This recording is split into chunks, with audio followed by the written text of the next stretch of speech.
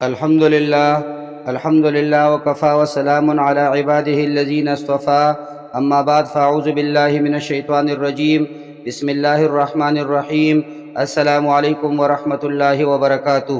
ہمارے آج کی موضوع ہے جمعہ کے 2 خطبے کہاں سے ثابت ہے۔ اس سلسلے میں آپ کو 3 فتوے پیش کر رہا ہوں۔ 2 فتوے جامعہ علوم اسلامیہ علامہ محمد یوسف بنوری ٹاؤن کا، اور ایک فتویٰ عیشا کے عظیم مرکز ام المدارس دارالعلوم دیوبند کا پیش کر رہا ہوں۔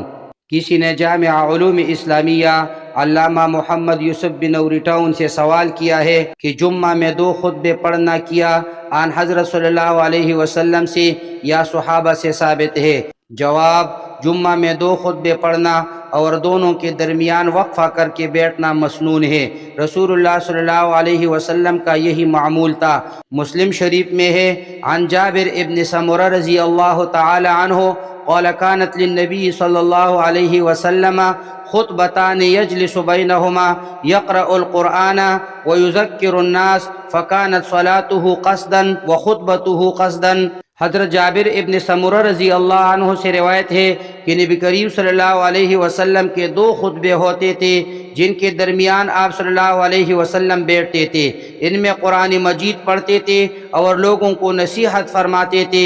الغرض رسول اللہ صلی اللہ علیہ وسلم کی نماز بھی معتدل ہوتی تھی اور خطبہ بھی معتدل۔ فقط واللہ اعلم۔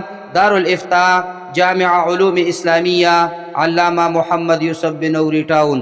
دوسرا فتویٰ ہی جامعہ علوم اسلامیہ علامہ محمد یوسف بنوری ٹاؤن کا پیش کر رہا ہوں۔ کسی نے جامعہ سے سوال کیا ہے کہ جمعہ کے دونوں خطبوں کی دلائل کیا ہے؟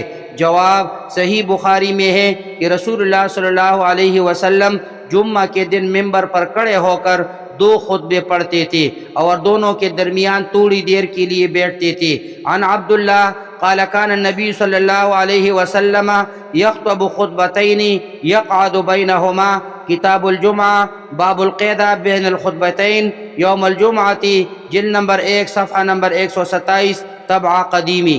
حضرت عبداللہ ابن عمر رضی اللہ عنہما فرماتے ہیں کہ نبی کریم صلی اللہ علیہ وسلم جمعہ کے دن 2 خطبے دیتے تھے، ان دونوں کے درمیان بیٹھتے تھے۔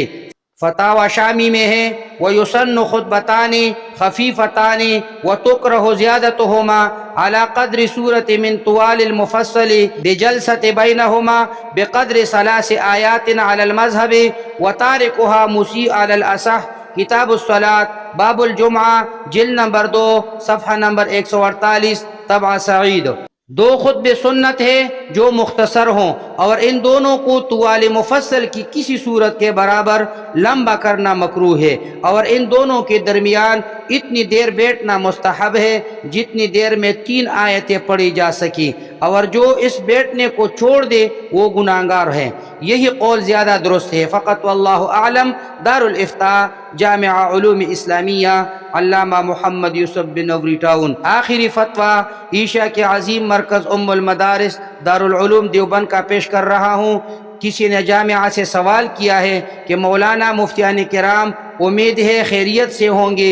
مولانا میں یہ جاننا چاہ رہا تھا کہ جمعہ کی یہاں ہمارے یہاں پر جب پیش امام صاحب خطبہ شروع کرتے ہیں تو تھوڑی دیر کے بعد وہ ممبر پر بیٹھ جاتے ہیں اور اس کے بعد کھڑے رہ کر دوسرا خطبہ شروع کر دیتے ہیں، لیکن اہل حدیث حضرات کی مساجد میں ایسا نہیں ہوتا، ان کی یہاں خطبہ بہت مختصر ہوتا ہے، ایسا کیوں؟ مولانا اس سلسلے میں تفصیل سے جواب درکار ہے تاکہ میرے ذریعے بہت سارے افراد کو فائدہ پہنچ سکے، کیونکہ بہت سارے لوگ اس تعلق سے سوال کرتے ہیں۔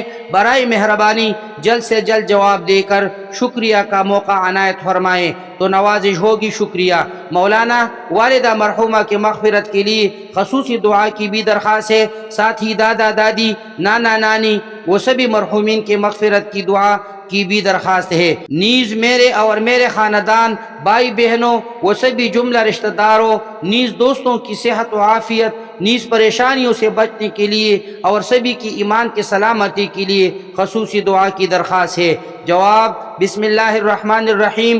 جمعہ کے خطبے کا صحیح طریقہ یہی ہے کہ 2 خطبے دی جائے اور دونوں خطبوں کے درمیان تھوڑی دیر بیٹھا جائے۔ آپ صلی اللہ علیہ وسلم اسی طریقے سے خطبہ دیا کرتے تھے۔ چنانچہ صحیح بخاری میں ہے عن ابن عمر رضی اللہ عنہما قال كان النبي صلی اللہ علیہ وسلم يخطب قائما ثم يقعد ثم يقوم كما تفعلون الآن۔ حدیث نمبر 920 طبع البشرا بیروت۔